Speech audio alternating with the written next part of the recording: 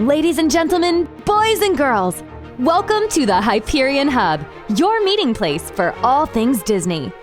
Now your hosts. Hello and welcome to the Hyperion Hub, your meeting place for all things Disney. I'm John Alois and joined once again by Sean Degenhart. Hi there. And John Redling Schaefer. Hello, gentlemen. Before we get started, I want to let you know when did we get gentlemen on the show? I'm looking somewhere else. I'm not looking at you. Oh, okay. Just wanted to check. I want to let you know we're on social media. Fine. Hello, gentlemen and John. Yes. I just want to make sure our contracts hadn't changed. Yeah, fair enough. Follow us on social media, on Facebook, on Instagram, and on Twitter. We're at Hub Hyperion. If you're listening to us on Apple Podcasts, please rate and review us and subscribe on all the other podcast platforms except for on Apple Podcasts, where now you can follow us. So they changed that over the past week. So anyway, go ahead and subscribe and follow. And if you are listening to us on Apple Podcasts, rate and review us so more people can find the show. We like to start every show off with our Disney views, and for that, let's throw it over to Sean. Yes, this is the announcement I have personally been waiting for the past year and 4 months, however long it's been. Happily Ever After! Fireworks are back. July 1st, Magic Kingdom and Epcot. Happily Ever After, Epcot Forever, and at Disneyland Resort, Mickey's Mix Magic, projection, lighting, lasers, fireworks. So we are getting back to normal. Fireworks are my absolute favorite thing at the parks.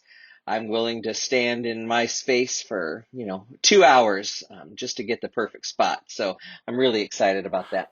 Are you excited to stand in a spot with 5,000 to 6,000 other people in this time of year or pandemic wave? I don't know when we'll be able to go next, hopefully early next year, but hey, the fact that they're happening and I know they're happening, that's great. No, absolutely. I bring my bucket of ice water just because out of my own maybe level of paranoia with even being in a store these days, I'm just kind of, looking around, getting my bearings as whatever. I read an article about someone having cave syndrome, that you've been isolated and in a cave for so long that you have to take baby steps out there. And sounds like, you're right. Whenever you can get there, I'm not going to turn away from a fireworks show. It'll just be curious how long it takes, well, me personally, or you, Sean, to wade into a big crowd again. And if anybody from Disney is listening, Main Street Electrical Parade would be a great addition for the 50th anniversary celebration. Well, John, you said DeMauro listens, right? Isn't that true? If Josh DeMauro is listening, Mr. DeMauro, we would love to have you on the show. If you bring back the Main Street Electrical Parade. Yes, only if. We were in Walt Disney World when that announcement was made, and, it would have been great for us to be there and witness it, but at the same time, I'm just excited that fireworks are coming back. And yes, the Magic Kingdom in particular needs a parade badly at night. So this week, I have a trip report for you. We are talking about our most recent visit to Walt Disney World in early June. As you heard last week, we reported from the parks. We'll go through some of the wonderful moments and a few misses here and there, but overall, we had such a great time. The four of us just being back at Walt Disney World.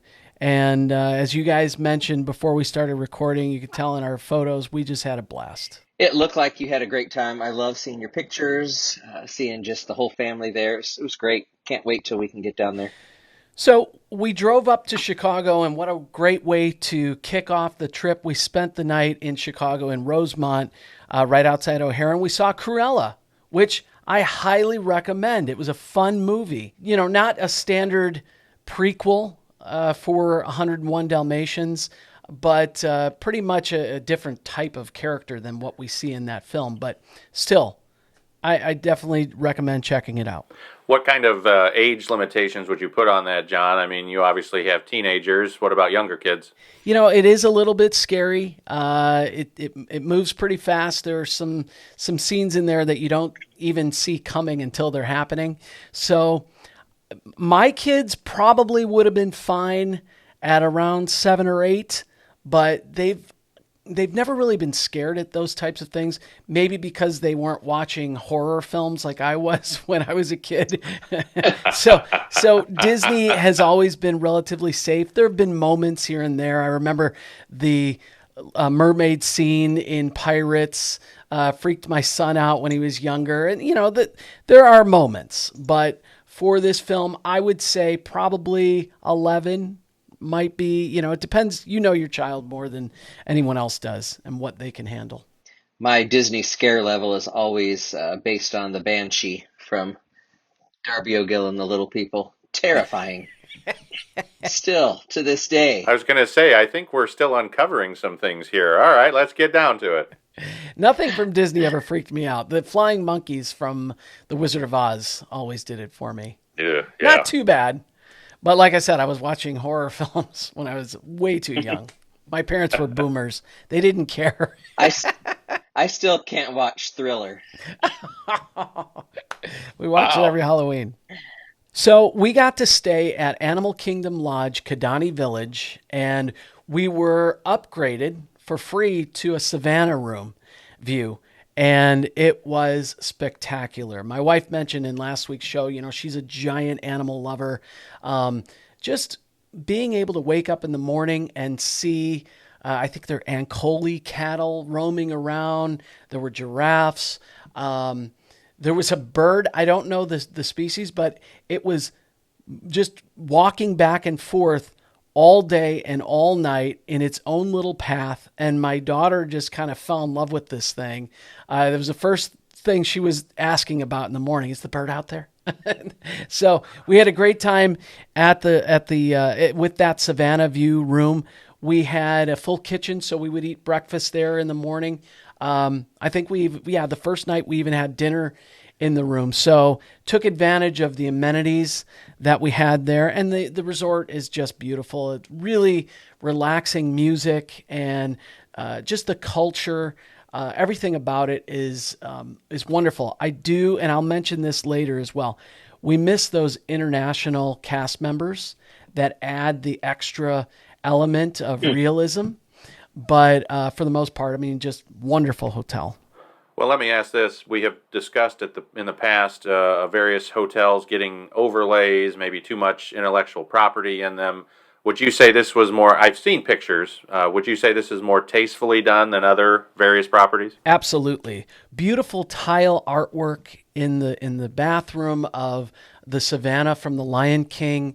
There were carvings in the woodwork throughout the room. There was Mufasa's face, on the back of the chair, and you wouldn't really even notice it unless you're looking directly at it. So subtlety was key, and I was completely fine with it. Did Tara name the bird Kevin? She named him after our dog, like Coco Dodo. That was what she called. Well, I'm curious what species it is, because clearly it's high anxiety if it's pacing the exact same path back and forth. I know the type. Let's put it that way. Yes. So just a general overall of what we did. We hit Magic Kingdom twice, Hollywood Studios twice, Epcot, Animal Kingdom, and had a great meal at Disney Springs in the House of Blues. That second day after we arrived, we went to Magic Kingdom, and it was emotional. Walking down Main Street towards the castle, everybody was just calm. Nobody was running towards an attraction. It was very zen-like. There wasn't a lot of talking. All you could hear was the music playing on Main Street, and everyone had their phones out, and they were either recording themselves or the castle as they walked towards it. And it was probably the most emotional moment of the trip. And we weren't sobbing or anything, but there weren't many dry eyes, I'm sure, on Main Street. It's been a long year, and we've all been through so much. And to be back somewhere that you're familiar with and that you love means a lot. Well, in December, it just, and maybe I described that on our report, that the weight of so much almost being lifted as you come underneath the tunnel, and you're right, you just take it in. Again, it's almost a fresh, renewed look at something I mean, other than the fact that now it's pink. But I mean, even just the surroundings, the smells, the sounds, it really is. It was very calming, and you're right, it was an interesting demeanor, and I'm glad to hear that even this much farther ahead, most everybody was reserved and just kind of absorbing versus just the screaming we're used to the last several trips before these. The train station on the front side of the park is being refurbished. So there was a scrim up. On the back side, the train is down right now. So it's being used for characters. They all come out and they greet you from up there. So there was a lot of people waving and screaming at the characters and having fun with them.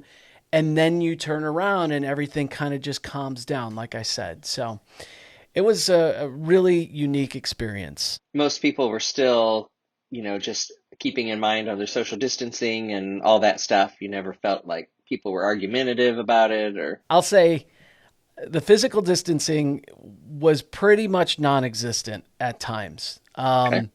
However, I thought the attitude, generally speaking, from every cast member and every guest was far and above what we've been reading about the last year. Everybody was respectful and courteous and friendly. And maybe some of that had to do with the fact that we didn't have to wear masks outside, and there wasn't a lot of arguing. I didn't hear any arguing, actually. As far as the physical distancing thing goes, though, no, that wasn't really adhered to. I mean, not in the queues or really walking anywhere. yeah, they'd even reduced the physical distancing levels, I think, just maybe before you guys went, or down to 3 foot, or so I know it's been slowly being receded. Yeah, but they haven't changed those marks on the floor, on the ground. Sometimes people stayed back, but for the most part, they didn't. We were inside when most of that was taking place, or in queues, and up until the last day, you had to have your mask on anyway. So it didn't feel intrusive. I think if people had been angry or upset, it would have changed the mood, but that never happened. Good. Yeah. So that first day, outside of meeting up with a former guest of the show, David Burke, and his wife, Meg, we didn't do anything out of the ordinary. One of the complaints that I'll have, we experienced that day, and it was just the longer lines, missing restaurants being open and fast passes and things like that. Yeah, let me ask this. I mean, the one, I suppose, hesitation our family has had in the past about pulling the trigger and staying at Animal Kingdom Lodge is the fact that Animal Kingdom is just so far away.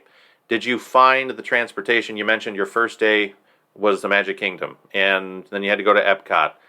Give me your impressions about staying, well, quite frankly, the farthest away you can while still on property. The beauty of the resort outweighs the negative, which is you are far away. I mean, you just are. You have to deal with that. And I think all four of us went in with lower expectations from any trip we've ever taken before. So we were fine with the extra time, on the shuttle. And it was a good downtime. It didn't bother us, to be honest. Good. Very good. And I love how you say that. Our expectations were much lower, too, in December. And it's okay to brace yourself for that. And, your family is so experienced, they're going to know that, well, we're staying the farthest away. And you're right. Coco the bird is a nice refresher every morning as we gear up to get onto the bus. Very good. Yep. So, Galaxy's Edge on the second day. Yeah. Mentioning the expectation setting level. And we didn't know if we were going to get on Rise of the Resistance. So we were fine if we weren't going to get on. However, we got up, 6:30. We were ready right at 6:59. And my wife hit her clock on her phone so that both of us would hit the update button for the virtual queue, or just swipe, for the virtual queue right at 7 a.m. And she got in. And even though our expectations were low, we started celebrating. We woke the kids up. We all jumped around, danced around. I was blaring Star Wars music in the room. Oh, I'm sure the neighbors really appreciated that. I'm sure they just said, "Oh, they got Rise of the Resistance," and went back to sleep. But it was really a cool moment. Go ahead, John. If I had to make a comment about the queue itself, that appears to be the number one complaint on social media that I've seen. And everybody has their tips or their tricks, and everybody who tries it comes back later and says, well, that didn't help us at all. So, I mean, congratulations. This is a very rare nugget for you to accomplish on the first day you even tried it. And I forgot they had changed how that works, because when we were there in January 2020, we were at the parks at 5 a.m. to get into the park by 6:30. I think they let us in the past the gates, and then we were at 6:59, had the phones out. So I forgot that you can do that remotely now. That's great. It is. Look, my opinion is it's unfortunate that this is the case for this attraction, because a lot of people, this is what they're building their trip around, and that's why we wanted to keep those expectations down. And we knew we were still going to get into Millennium Falcon, Smuggler's Run. We knew we were still going to be able to go to Galaxy's Edge, but it's just unfortunate. The next day, we did not get in at 7 a.m., or the next time we were at Hollywood Studios. We did get in at the 1 p.m. Virtual queue, and I think our attraction time was like 7:45, and the park closes at 8. So that we were one of the last ones to get on, So it's unfortunate that that's the case. I don't know how else Disney can do it right now, though. Those lines would be 4 hours long. Well, and now we hear rumors that we could be seeing virtual queues for some of the more popular other rides. I mean, if we're not going to see Fast Passes again for a while, or some change in planning, I mean, is this the trend that we're going to see on all the new stuff? The new Marvel ride and everything? It'll be interesting. I don't know.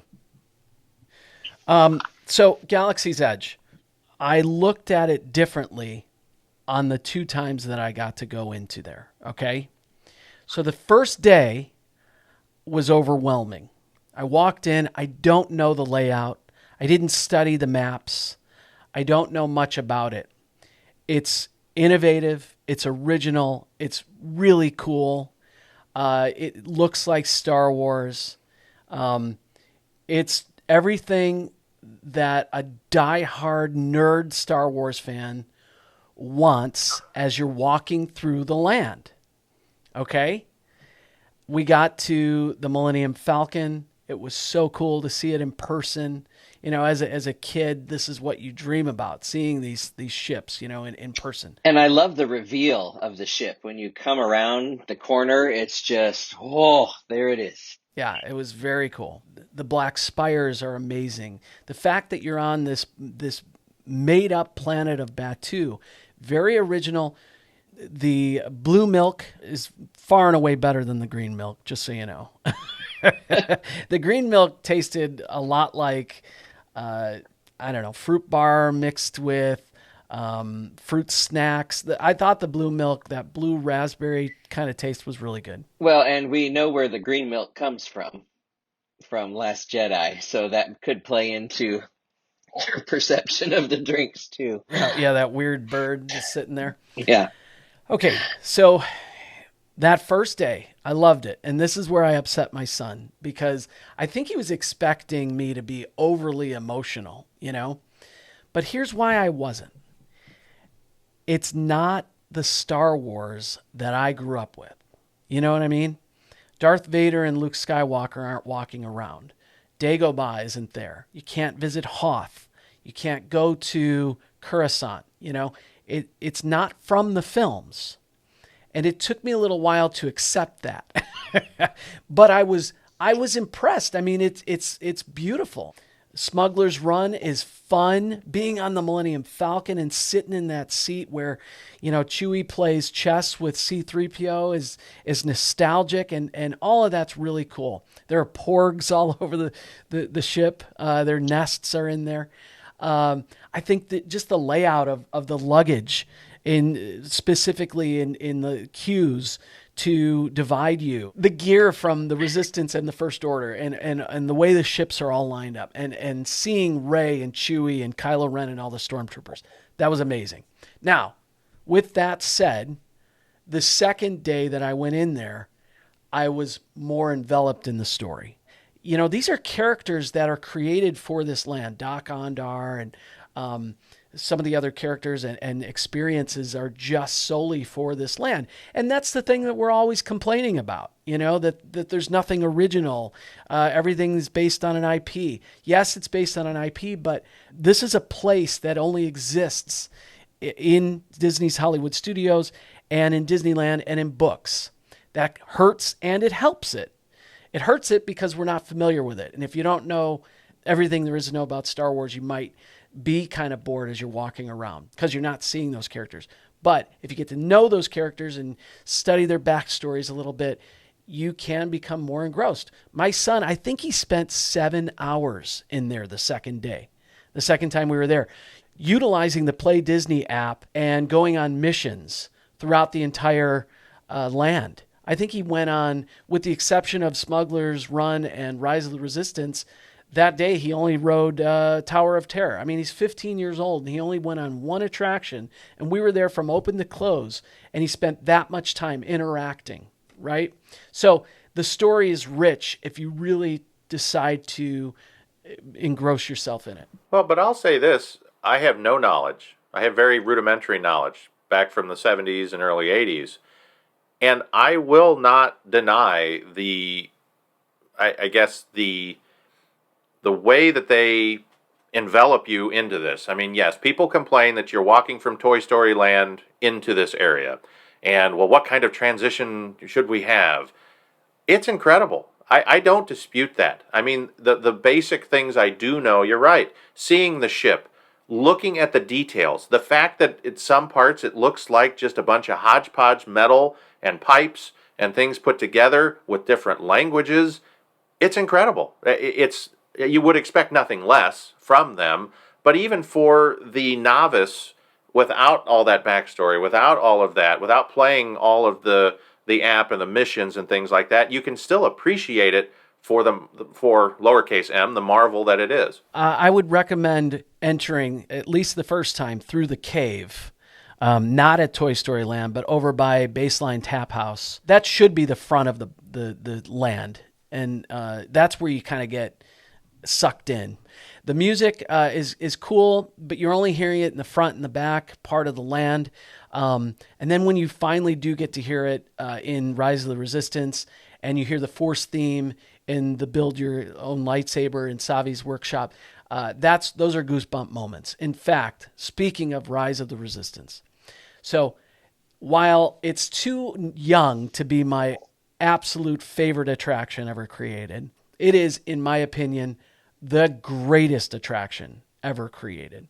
Story-wise, length-wise, the fact that you're on multiple moving vehicles, the way the cast members interact as characters, the animatronics, the use of screens, everything about it is perfect.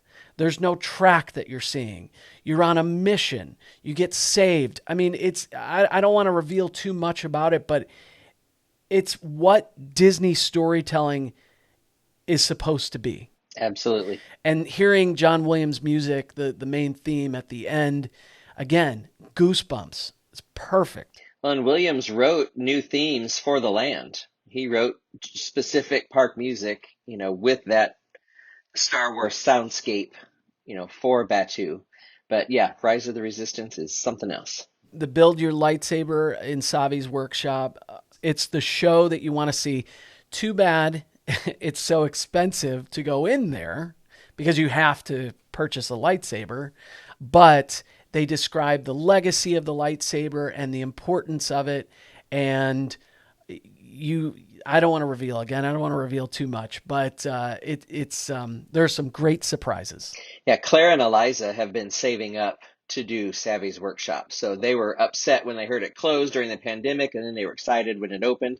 And Jolie posted some pictures, I believe, and said just what the whole experience was so worth it. I more fully appreciated her post about the transformation of 40-something John into 5-year-old John. That I think that captured it very well with so few words.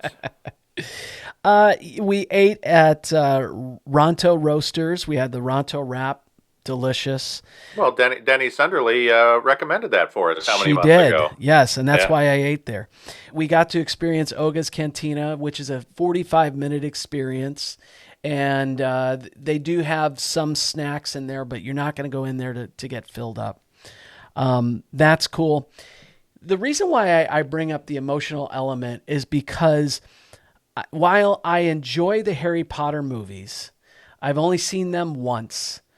Walking into Diagon Alley was emotional, and you're immediately in something very familiar, and you're in the films.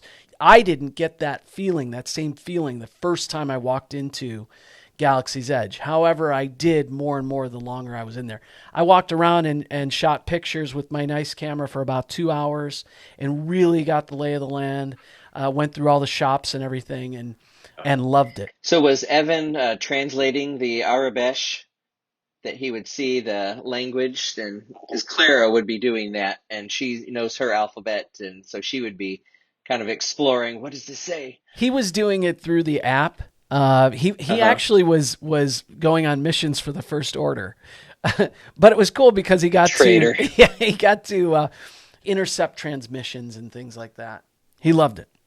The other things we did, we did the classics, the Rock and Roller Coaster, and we did all of Toy Story Land and Tower of Terror. Mickey and Minnie's Runaway Railway. Now, I love the cartoons, and we thoroughly enjoyed the attraction. I don't know what's happening though. There's just an explosion of colors and sounds and all these great characters, but it is fun, and we had a great time. Okay, I'm glad you salvaged that, because around here, that is a new favorite, a big-time favorite. You're right. It's insane. You're spinning. You're in different rooms. There's neon all over the place, and I don't understand some of it to a degree. But also, when we were there, the cartoon itself wasn't running. Some of the explanatory information at the beginning. We were just, ushered in with all the plexiglass partitions and things. It was just fun. I mean, it was just pure fun. It is rare that the oldest and the youngest laugh on the same ride, and that was the cool part for me. Yeah, we all had smiles on our faces. It's definitely fun.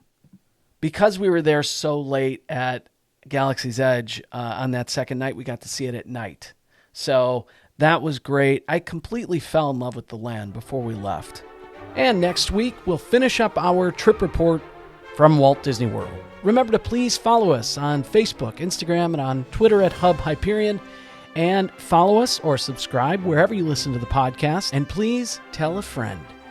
Thanks for listening, everybody. Have a great week. We're glad you could join us. We'd love to hear from you.